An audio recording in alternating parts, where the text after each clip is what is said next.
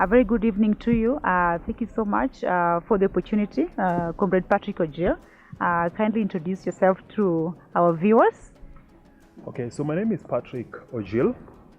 I'm a media professional spanning over 18 years. I also happen to be the executive director currently of SME Link International, an online networking platform that links small and micro enterprises with opportunities locally, regionally, continentally, and globally. I've also ventured into the innovation space where currently I'm building solutions that are mostly enabled by tech, because I do believe that most African problems today can be solved when we leverage technology, because technology is scalable. Thank you. Thank you so much, Comrade Patrick. It's good to have you here. And thank you so much for your great support towards the event that we are going to have on the 24th of February. You've been very supportive. We thank you so much for your support and for availing yourself for this interview. And we'll go straight to the point. What is your view on Pan-Africanism generally? Yeah. I like speaking about Pan-Africanism from an economic renaissance perspective, because I believe as much as politics and economics are intertwined, the greatest hope for the continent right now lies in our ability to build a unified front to deal with the economic prosperity. I would like to start by sharing some interesting statistics to support what I'm talking about. Now, very recently, I came across an article, I think it was a news item, that was talking about WHO trying to raise funding to feed 29.1 million Africans. And sadly, Kenya is one of those countries. I'm saying it's sad because apparently 65% of arable land in the world is in Africa, right? We spend about $135 billion every year importing food. So I think we live in a paradox of plenty. Yeah. It's very sad that we can't take advantage of our potential to take care of ourselves, because if 65% of arable land is in the continent, it means that we should be feeding the world, not the other way around. Yeah, absolutely. Yeah. Now, more with the statistics. The African continent is comprised of about 55 countries. Yeah. We are not interconnected in any way. We operate in silos. We are not trading with each other. In fact, intra-Africa trade currently stands at about 15%. Yeah. Our participation in global trade is at a paltry 3%. Our combined GDP is at $1.4 trillion. That's just the GDP of one state in the US. Yeah. Our combined GDP is lower than the GDP of Russia and GDP of Japan and GDP of Brazil, and so on and so forth. It's a sad scenario. Yeah. Why is this happening? I think this is happening because Africa, as much as it's resource rich, is more of an extractive continent. We look for raw materials and export to the rest of the world and fetch very low prices. We do not do value addition. Yeah. So until such a time that we start building industries and doing value addition and packaging our stuff properly, we will not be able to sort out our balance of trade. Yeah. Now, if you look at Africa's population right now, we're talking about 75% being the youth who are below 25 years old. Most of them are languishing in protracted poverty for lack of opportunities. A very sad scenario. So when you talk about harnessing the demographic dividend, it's about how do we expand the breadth of opportunity for our young people to be involved in the gainful sectors of our economy. We need to find a way of ensuring that they're engaged in production. Remember, real GDP per capita incomes are realized when countries industrialize. So we need to look for a way of industrializing. And I think it's not all doom and gloom. There's a lot of progress that has been made in Africa at the moment, especially with regards to within the context of the Africa Continental Free Trade Area and intra-Africa trade that is currently being pushed by Exim Bank. So which means we have an opportunity to trade with each other and increase the numbers in terms of, from 15%, probably up to 30 or 40% in the next 3 or 4 years. Yeah. Another gain that we've seen currently is what we call de-dollarization. Yeah. Remember, one of the challenges we've had for a very long time is multiple currencies. So when volatility happens, it becomes a bit tricky. So some of the gains we've seen is de-dollarization, which means you do not need to buy dollars every time you want to buy goods or trade with the rest of the continent. With your Kenya shilling, you can buy stuff from Ghana, Nigeria, South Africa, and so on and so forth. There's also something called mobile interoperability. With the mobile money ecosystem, within the mobile money space, you can now transact business across the continent and make your payments using mobile money. So there are a couple of gains that we're seeing at the moment, and we want to extend our profound gratitude to the President of Ghana, for example, for unveiling and offering a whole complex to the Africa Continental Free Trade Area Secretariat. That's already a good gesture. Now, what was the other question? I forgot. We're just talking about the economic perspective of Pan-Africanism, and I think you could also highlight about branding Kenya. What is branding Kenya? What is brand Kenya? Also, I forgot to mention that I'm also a board member in the Made in Kenya Secretariat, which is a PPP between the Secretariat and PROBA and TVETA. How that works is that from a TVETA perspective, we're looking at skills development of the TVET space. Those are practical skills where once you graduate from those institutions, then you have skills that go directly into production. So production means within the context of Kenya, so skills development, TVET, production of made in Kenya goods, right? Then now where KEPROBA comes in, because KEPROBA is Kenya Export Promotion and Branding Agency. It's a merger of, used to be Export Promotion Council and Brand Kenya. So they formed KEPROBA. What KEPROBA does is, number one, it champions country branding. So it's Kenya country branding. I'll tell you how that works. But then again, it's also export-led. So they come into play whenever producers of made in Kenya goods want to export. First of all, they advise you on how you need to acquire the made in Kenya mark so that when the goods go out of the country, you can identify them.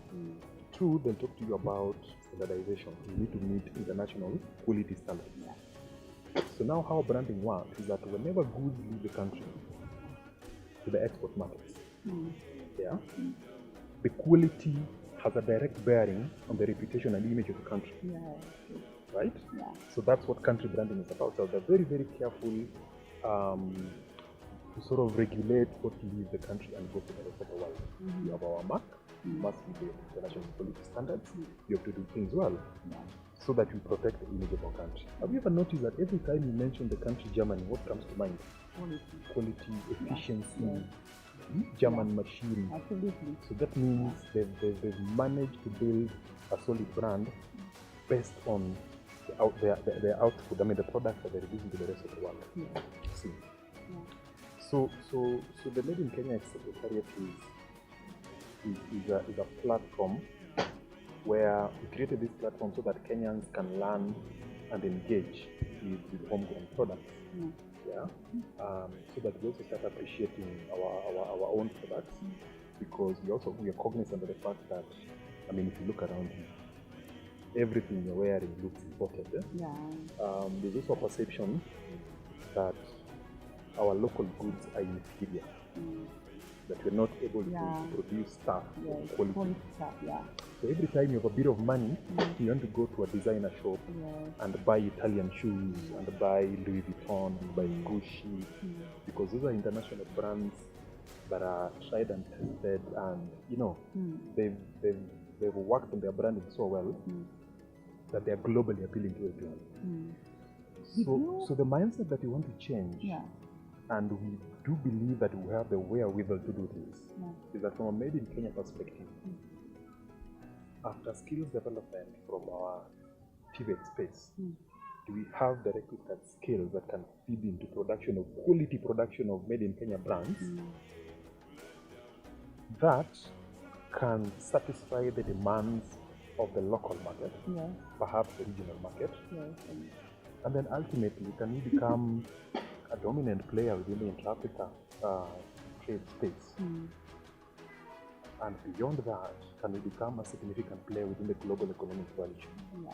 Significant in the sense that as we produce stuff, we are the country where China looks forward for certain goods or services, or Europe or the US and so on and so forth. So they become significant players in that space.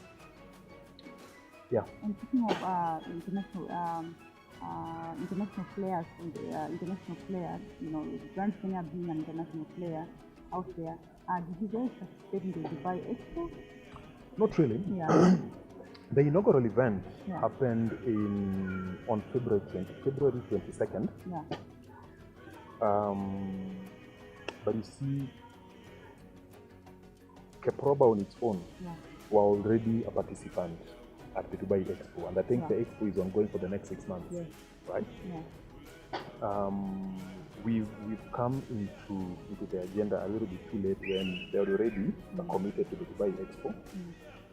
But now, as we speak, we are part of that conversation. In fact, what has happened is, this is why I like technology.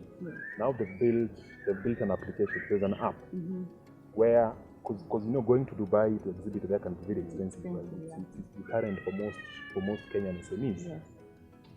What they've done is they've built an app where now, once you download it, two things happen. One, you can access what's going on at the Dubai Expo remotely. You can also exhibit remotely. But I know what's happening is that the Dubai Expo and the whole Made in Kenya agenda is not getting as much visibility as possible. Just getting snippets of what's happening there. So we are calling out to our media institutions to pay a bit more attention to things that really matter. Go and report well about the Dubai Expo and the beautiful work that our people are doing there to entice the rest of the world with the investment opportunities that abound in our country. This is good content. I mean, let's shy away from politics and focus on things and economics especially that really matter. Thank you so much. And now let's move to the social part. The social part of Pan-Africanism. Do you think we have a social capital in Africa? Well, I think historically, perhaps we used to pay a lot of attention to our cultural heritage, but I think over time that has been eroded by a lot of influence from external parties. We quickly embraced other cultures, and I think our culture capital is gone. We believe everything Western is superior, but I don't think all hope is lost.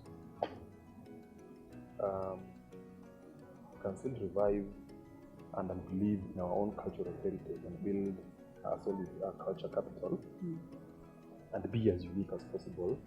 And I think there are glaring examples of where the culture capital is working. Nigeria is one of those countries. If you look at the creative economy, for example, Nigeria is flourishing from a music perspective. They do their Afro beats and Afrofusion stuff, and they sing in their pidgin English and those local dialects of theirs. The world is paying attention to them. The distribution of Nigerian music across the continent and all over the world is amazing. One other thing that is working from them from a culture capital perspective is film production. Nollywood, by any standard, is churning out the highest number of movies in the world right now. Well, from a numbers perspective, they're churning more movies than Hollywood and more movies than Bollywood. Yeah, the numbers game is beating everyone. So it's not always not laws. You just need to pay attention to what is it that Nigerians are doing. Yeah. That perhaps you can borrow a leaf as East Africa community, and perhaps SANDAC, which is the Southern Africa Development, whatever. Oh, and by the way, South Africans are also doing very well from a culture capital perspective. If you look at Southern Africa in terms of content production and distribution, they're very big in film, and they're producing film in the local dialects. You know, when you speak in your mother tongue, it comes out naturally. Yeah. You know, English is an acquired tongue. So they're producing all their film in either isiZulu, Xhosa, and all those languages because they believe in themselves. And whenever they want global distribution, they give you subtitles. So if you go to Netflix and you watch South African content, they give you English subtitles so that you follow up whatever it is they're doing. Look at the evolution of this thing called Amapiano. Yeah, Amapiano. A South African dance and beats, and it's spreading like wildfire all over the world. That is what culture capital is about. I'm trying to think of a wave that has come from East Africa and they don't see much. However,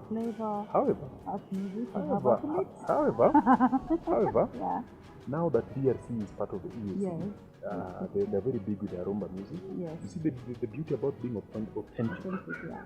You do it in your language. You know, we listen to rumba and we dance to it and we don't even know what they're talking about, but we like it anyway. That's what culture capital does. The Tanzanians have also cracked it through Diamond, a young guy who came to the streets. But he's understood the business of music. And he's one East African artist who's done amazing things. I don't think there's anyone who's at his level right now. The first East African artist I've seen pulling a big crowd in Southern Sudan. He's performed in Ethiopia. He's performed in Ouagadougou, in Burkina Faso. Just the other day I saw him in Gambia. See? So there are a couple of guys who are cracking the space. Bongo is big. I don't know what's happening in Kenya and Uganda. I think we can also talk about sports. Well, so to that extent, I would agree with you. But I think there's more opportunities in the creative economy space that is still untapped. And I would like to appeal to especially people in government to pay more attention to the creative economy, because when you're saying we want to expand the breadth of opportunities for young people to find jobs, let's look at the creative economy. And at a policy level, we need our leaders to create, to push for legislative interventions that create an enabling environment for the creative economy to attain its full potential. Why am I saying this? There is so much that we can do with music from this country, with film content from this country. And when I'm talking about content, there's a lot of opportunities in the animation space. We have schools in Kenya right now offering courses in animation, game design and development, and so on and so forth. How is it that no one has ever thought about telling an authentic story? Building an African superhero.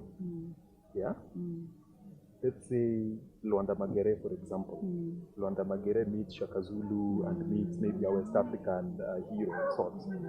And you build a solid African story from an animation perspective. Remember, Spider-Man, Hulk, all those superheroes that you watch from the rest of the world are superheroes who present what interests.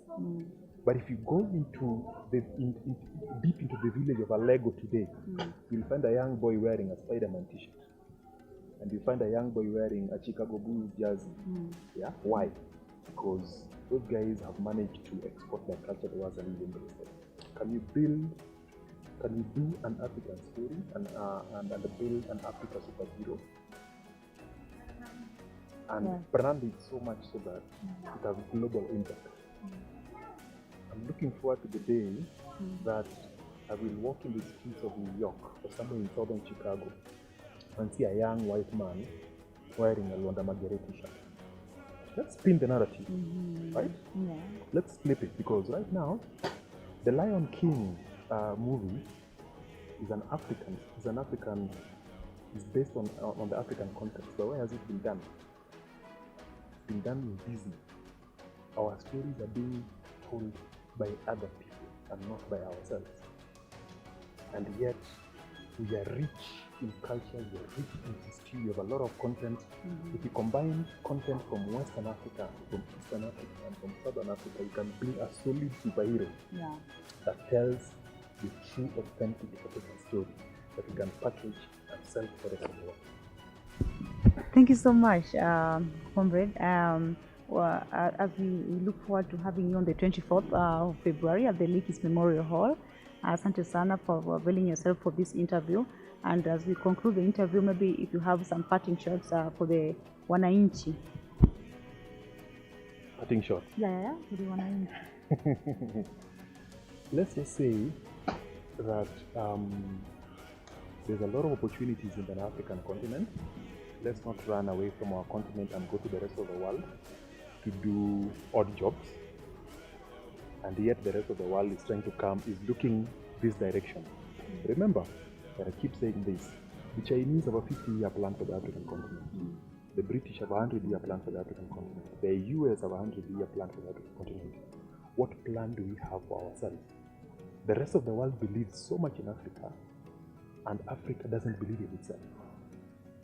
This is where the opportunities are. Let's stay here. Let's forge a common front and see how we can build our economic prosperity. Thank you so much. Asante sana, shukran.